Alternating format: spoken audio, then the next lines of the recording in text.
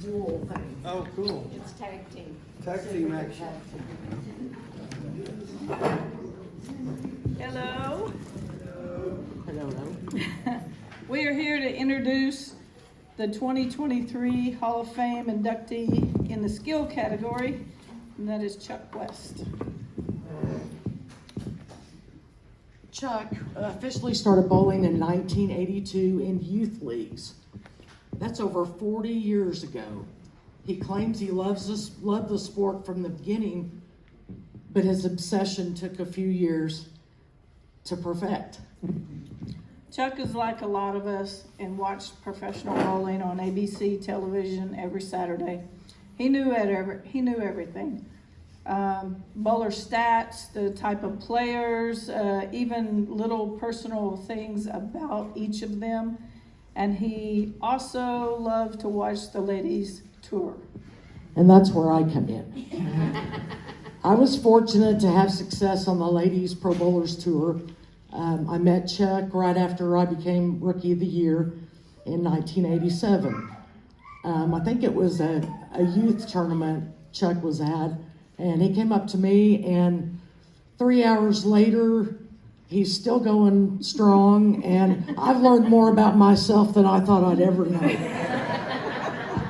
And I'll definitely never forget that. And those of you that know Chuck know that, you know, that's the way he is. You get him on a roll, but some people haven't even heard him talk either. So it's kind of different there. Chuck learned all about the sport, and learn he did. Chuck learned how to score. And I remember a day that I drilled him a ball. The men's traveling league was coming through Coffee Creek, and he walks right out and starts the next game with that ball and ran the front nine. Unbelievable. Chuck has had over 700 series, and by now it could be 400 because I'm, a few months behind. He shoots a lot of sevens. His game is simple, it's clear, it's crisp, and it's very, very accurate. He has had 5 800 series, his highest being 826. And he's had 300 games. And this is the amazing thing. Chuck has averaged over 200 for 27 years. That's huge. That is huge. And his highest average one year was 224. Chuck also has owned championships, and especially in the Tulsa City tournament. He's a 3-time team champion in 2001, 2004, and 2006. He's a doubles champion, a 2-time doubles champion in 2011 with his nephew, Josh, and in 2016 with his good buddy, Ernie Stiegel. Freight train. Freight train.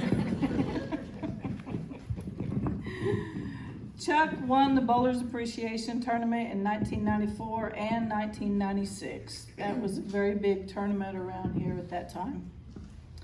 Having studied coaching the last few years, I think it's outstanding that all throughout the years, Chuck's style has not changed and his accuracy is amazing. He just keeps operating. At one point, he had 700 series in a row. And that's a lot of high games in a row. And he's also stayed a lot with his original equipment since the beginning. But don't get me wrong, he has drilled like 200 bowling balls. Yep. But he goes back to his faithful zones. He gets in the zone. Definitely in the zone.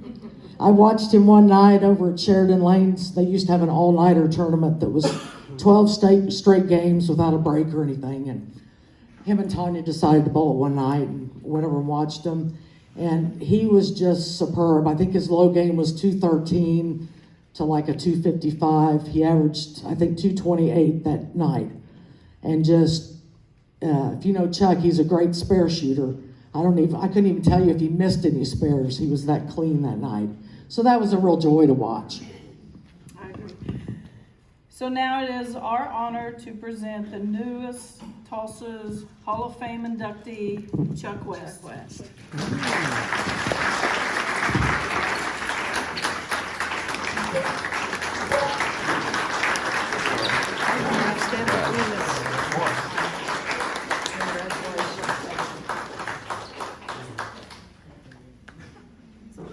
We're getting taller or we're getting shorter. I think it's the shoes. Oh, very proud of you.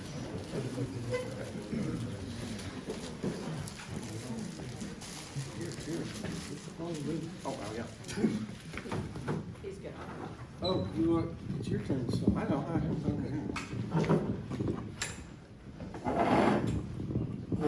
Wow, a lot of people here. You all ready to have fun? All right. I was terrible at other sports before I started bowling. But even before I started, I used to love watching on Saturday afternoons with Chris and Bo and the PBA Tour on ABC. Watching one of my favorites, Mark Roth and Marshall Holman, and my hero, the doomsday stroking machine, Earl Anthony. I know many of you remember those days, the best times for bowling. I think the first time I ever threw a ball was in 1978 or 79. It was at River Lanes, I believe, around lane 60 with my family. I didn't start league till later because Mom and Dad wanted me to try other sports. Did baseball and soccer, was bad at both, especially soccer. I hated it for 2 years. Bad. But I did accidentally score a goal. One. I also played piano, but I quit it for bowling. God, Mom hated me that I quit it for bowling. She really loved me playing piano. Mom isn't here today. She's been diagnosed with stage 4 dementia, but she is doing well. Love you, Mom.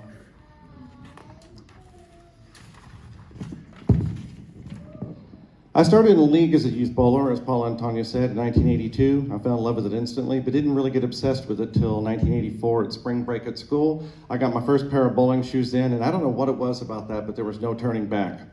Practicing up to 24 games or more on a Saturday at Crystal or River. I wouldn't stop till my thumb was bleeding. All those times, Mom and Dad would bail me out because I'd run out of money to pay. Or Jackie. Jackie took care of me a lot.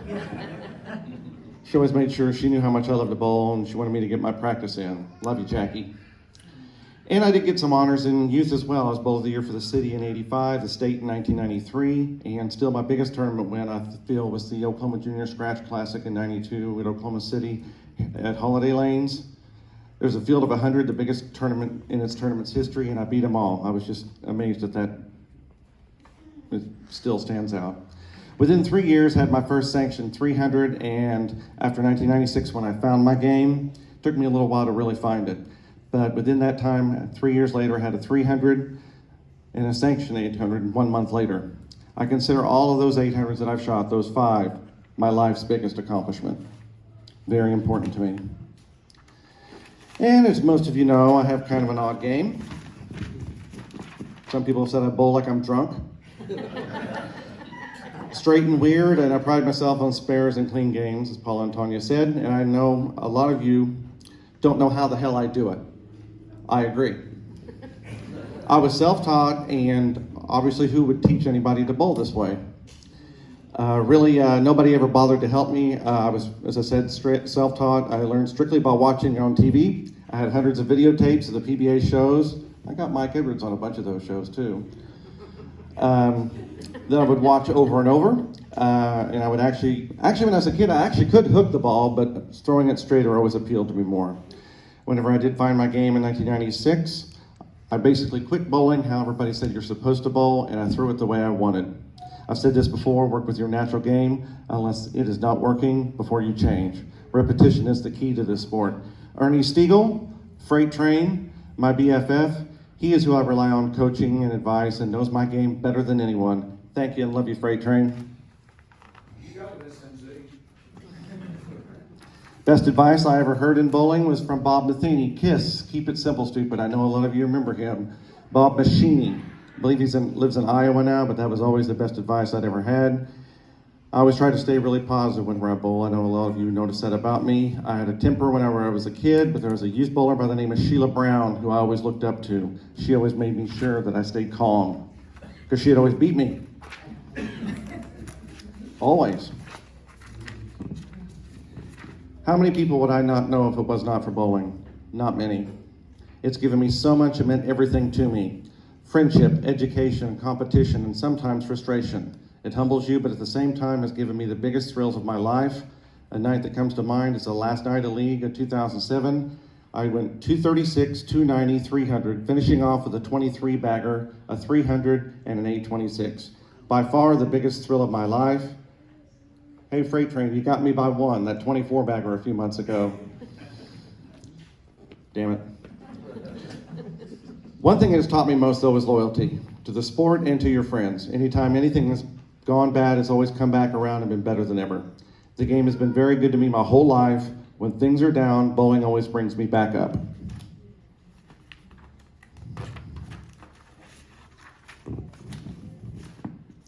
I remember one day back in the summer of 1987 when I was 14, turning on my TV to ESPN and watching a young lady in her first TV appearance as an amateur bowl a 299 on TV in DeSoto, Texas. I watched that show over and over. She wound up being Rookie of the Year that year after joining the PWBA Tour. About 2 years later, I ran into Paula as she told you the story, and I was starstruck. I really was, Paula. I talked her ears off, and she never complained.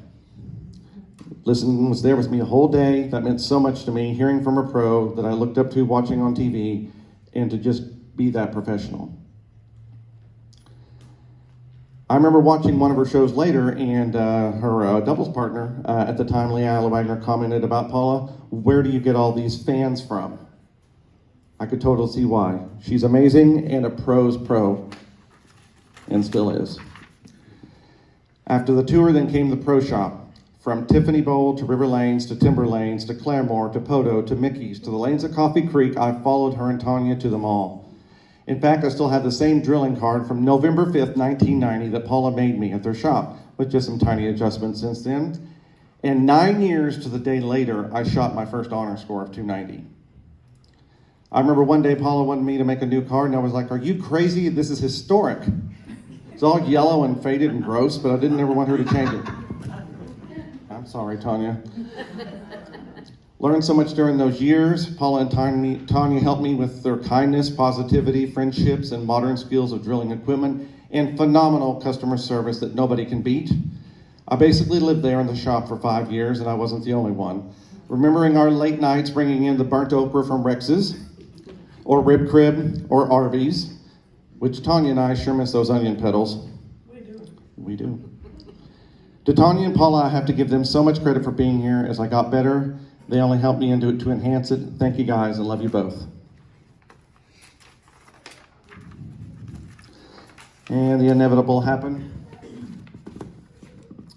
Started working at a bowling alley in 1988 and then 1991, and then in 2001, and I've been at River Lanes, Andy B's for 22 years. Really been that long?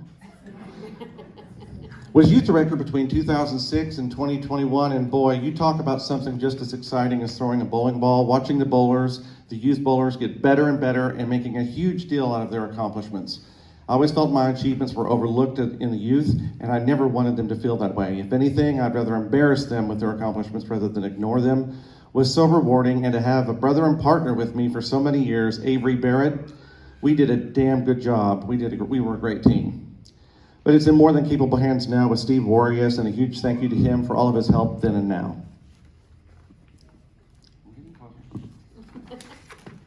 You were telling me to keep it short. Yeah, right. I always felt I was looked past on my accomplishments, until now. A lifetime of bowling and dedication and hard work, and most importantly, fun and love of the sport. I think many do sometimes forget that bowling isn't about the money. It's about that you freaking love it. I'm honored to be inducted into the Hall of Fame, and to me this is an honor about my love of bowling, my passion for the sport that I so truly love, bowling. Thank you to everyone that has been there for me through the years, for your friendship and loyalty. I had a list of people, but after 41 years of bowling, I wouldn't want to miss anyone who deserves to be mentioned. You know who you are, and thank you. And finally, and most importantly, to who got me started bowling, my dad, who took me up to Crystal Bowl one day at the end of May 1982 to bowl. I could only bowl one game that day because league was starting, and he got me signed up for a summer youth bowling league right after. He would often come to see me bowl, but he usually felt that he jinxed me. But he would always ask how I bowled. A thing he would always tell me in school whenever I was really getting better and really getting into bowling was, Chewy, you need to quit school and concentrate on bowling.